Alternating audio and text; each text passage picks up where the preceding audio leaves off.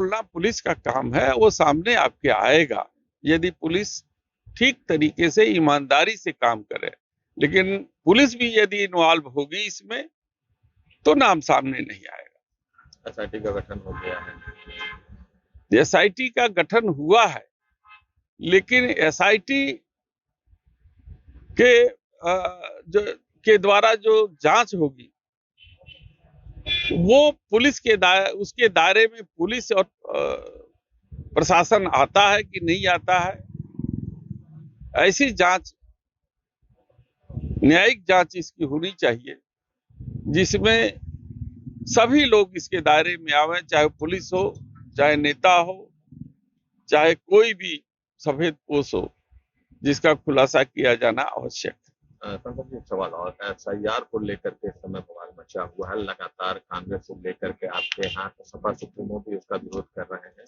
3 BLO की मौत भी हो गई है प्रदेश में।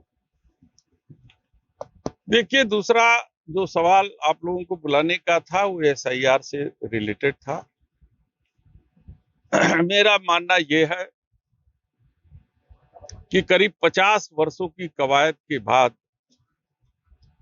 जो सूची तैयार हुई है और उस सूची को एकाएक कंडम कर देना और नई सूची बनाने की जो प्रक्रिया प्रारंभ की गई है, उस प्रक्रिया पर चिंता व्यक्त हमारे राष्ट्रीय अध्यक्ष जी ने किया है और मैं भी व्यक्त कर रहा हूं। जो सूची मतदाता सूची 2024 में थी और उसी मतदाता सूची की कोख से सभी सांसदों का जन्म हुआ है। यदि वही कोख अवैध घोषित कर दिया जाए, वही मतदाता सूची अवैध कर दिया जाए, तो क्या उसकी संतानें वैध होंगी? क्या उससे चुना गया जनप्रतिनिधि वैध होगा? तो सबसे पहले उन जनप्रतिनिधियों को भी जो है इस्तीफा दे देना चाहिए, क्योंकि जिस सूची से उनका चुनाव हुआ है यदि वो अवैध है तो हमारा चुनाव भी अवैध है और इस सबको इस्तीफा दे करके पुनः चुनाव में जाना चाहिए। लेकिन बीजेपी तो लगातार आरोप लगा रही है कि आपको डर सता रहा है। बिहार में हार के बाद विपक्ष को डर सताने लगा है। इस वजह से एसआईआर का विरोध आप लोग कर रहे हैं। चुनाव आयोग को भी आप लोग कटघरे में खड़ा कर रहे हैं। देखिए, जब लोकतंत्र खतरे में हो और लोकतंत्र में जो स्थापित प्रक्रिया है उस प्रक्रिया का पालन न हो तो ऐसी परिस्थिति में चिंता होना आवश्यक है। आपने देखा कि 76 करीब 70 लाख मतदाता जिनका नाम बिहार की सूची से काट दिया गया, क्या चुनाव आयोग एफिडेविट देगा कि उस 70 लाख मतदाताओं की सूची जो कटी है उसमें कोई भी मतदाता ऐसा नहीं है जो पात्र है जिसका नाम छूट गया हो? तो ये जिम्मेदारी किसकी है?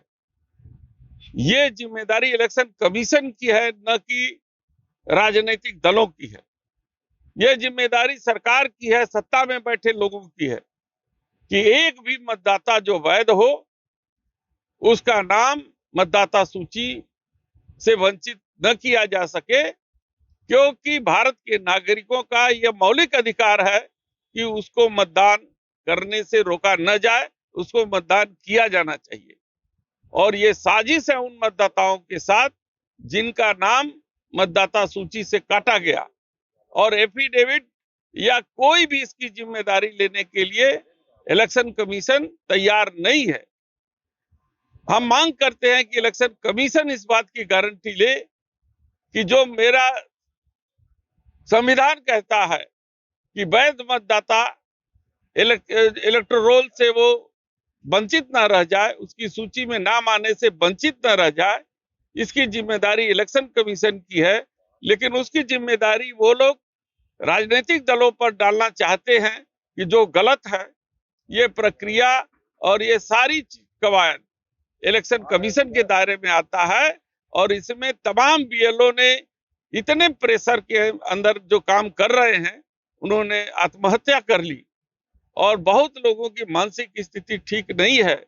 बहुत से बीएलए हमारे यहाँ भी आकर के मिले हैं, बताते हैं कि किस तरीके से जो है कि अमानवीय व्यवहार और प्रेशर उनके ऊपर डाला जा रहा है और इस दबाव में उनके लिए सहज रूप से काम करना संभव नहीं है। तो मैं मांग करता हूं, मेरे राष्ट्रीय अध्यक्ष जी ने मांग किया है कि एसआईआर की प्रक्रिया जो कराई जाए वो पारदर्शी कराई जाए।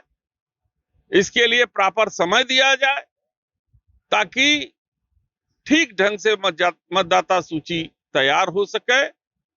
और जहां तक मेरा मानना है कि पुरानी सूची को अवैध न किया जाए, उसी में संशोधन किया जाए।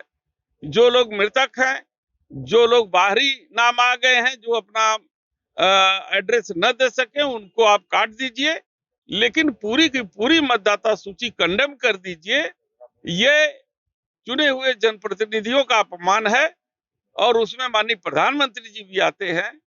तो ऐसी मतदाता सूची को जो अपमानित करने का काम इलेक्शन कमीशन ने किया है, जो 70 वर्षों के कार्यकर्ताओं के लगातार कवायद के बाद जो सूची तैयार हुई है, उस पर सवाल इलेक्शन कमीशन खड़ा कर रहा है, जो निंदा का विषय है और उसको अपने आदेश में संशोधन करना चाहिए।